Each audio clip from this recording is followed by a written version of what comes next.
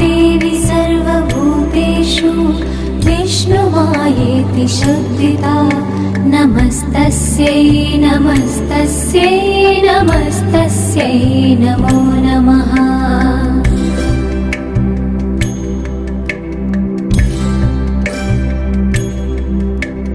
या देवी सर्वभूतेषु चेतनेत्यभिधीयते नमस्तस्यै नमस्तस्यै नमस्तस्यै नमो नमः।